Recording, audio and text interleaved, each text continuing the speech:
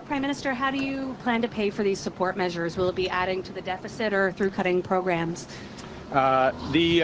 So the measures we're taking, the Strategic Response Fund, liquidity so that businesses can pivot to grow. What I'm talking about principally today, the Regional Tariff Response Initiative, $80 million for Atlantic Canadian small, medium-sized enterprises so they can invest in the future.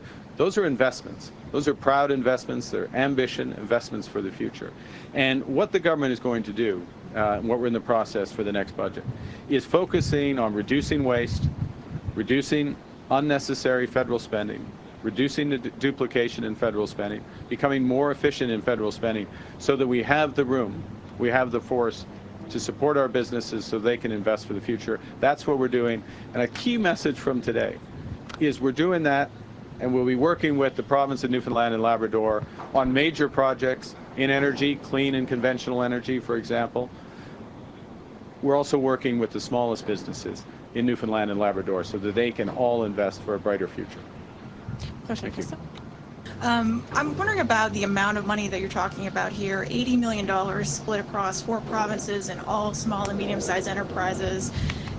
Does this realistically actually serve all of the needs that are going to be out there? If you look at even the Chinese tariffs on shellfish, for instance, a sustained tariff there is going to be devastating. Can this really help manage what's going to be tremendous impact for folks who aren't necessarily going to become boiler makers or serve the major projects? Yeah, no, so I think the first thing to say is part of the way we allocate, look, $1 billion is a lot of money.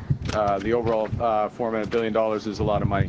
And what we're allocating here is bigger than the relative share of population, the relative share of GDP of the overall Canadian economy, allocated that way.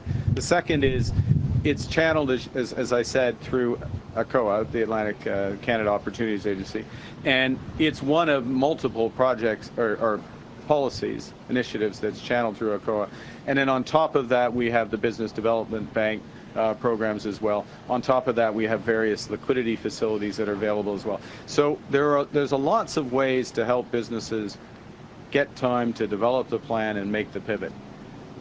I'll make another point, though. I just want to reinforce something the Premier was saying, because I think it's so important. There is a connection between these big projects and a small business.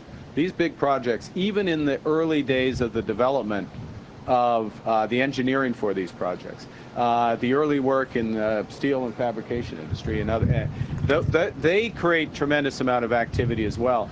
And since we're focused, and this is a key element of our strategy that we announced last Friday, since the federal government's very focused of, if we're putting Canadian taxpayer dollars at work into moving these big projects forward, and in other areas, we expect buy Canadian.